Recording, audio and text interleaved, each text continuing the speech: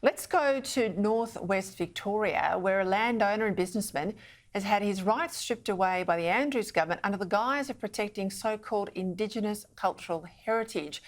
Murray Allen's his name. He owns land near the beautiful Lake Tyrrell area just south of the Murray. He was building a caravan park and cabins there so tourists could enjoy the spectacular views in his part of the world. He had a permit issued to him to build in 2017. Nobody in the local area objected to the permit.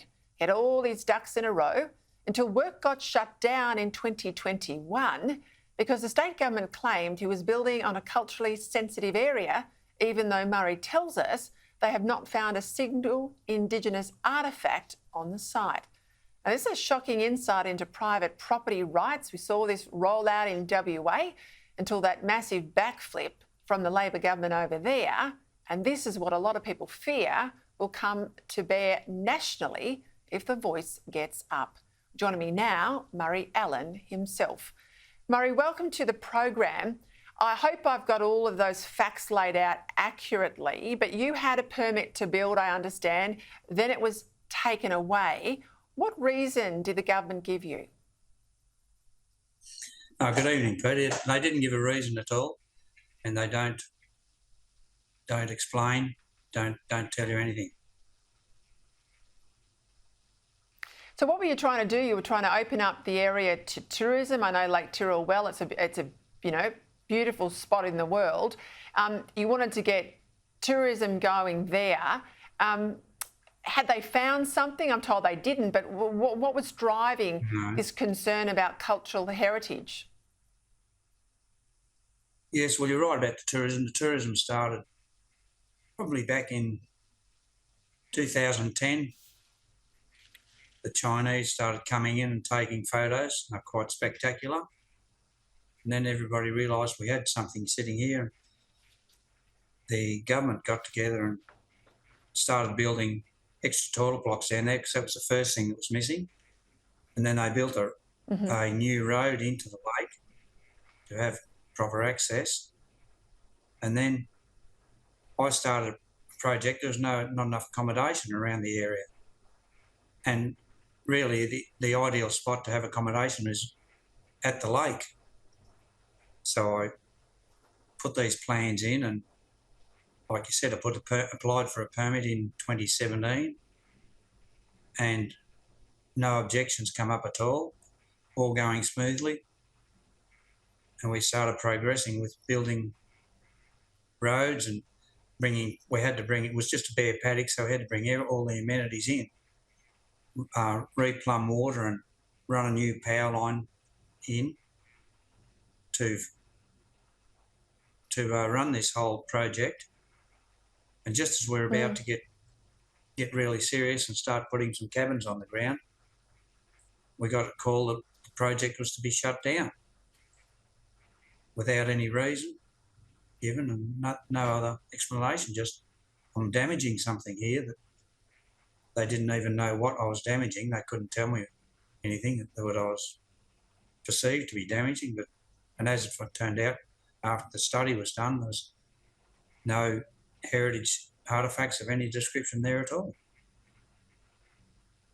So just remind people at home, this is your own land and yes, there's been a cultural heritage, your own private farmland. You held up the work, tools went down. They did this big cultural heritage report. The report says there are no cultural artefacts there, none found whatsoever. Why can't you restart things? They still won't tick the cultural management plan off because I'm spoiling the view of the stars, apparently, even though the traffic down the highway would put more light pollution in the air than my park project, because all the lighting was planned with photographs in mind, so it's all down lights and low level lighting, and it still wouldn't pass off. So we're not allowed to start. I'm interested, your local... Murray, what's been the reaction of locals up there? I suspect they would have been happy to see more accommodation and tourism. This is going to be a great benefit to the area because tourism has taken off in this area greatly in the last few years, and we sort of got used to it now, and it wasn't going to help me much, but it helped the community a lot. The local hotel would benefit out of it. People always need meals. So it was just going to be a community project, but it's all stalled. I can't proceed. So what rights, people can see the silos there, Murray, people can see Yes. the painted silos, which is hugely popular up your way and through the Wimmera more broadly. I know people, it's up around my old hometown of Witchyproof. It's where people go and they like Yes. to spend 3 or 4 days driving around these lovely little towns. What's your rights to appeal? What can you do now to tackle the government on this decision? They've offered me no right of appeal. We did go to a VCAT hearing, but they weren't there to negotiate. They were just there to shut the project down. We tried to negotiate with them, say, what more can we do? We do anything to appease the plan to get it rolling again, but they didn't offer us anything. They just hell bent on closing the project down completely. So what happens now, Murray? I don't know. We're a bit lost.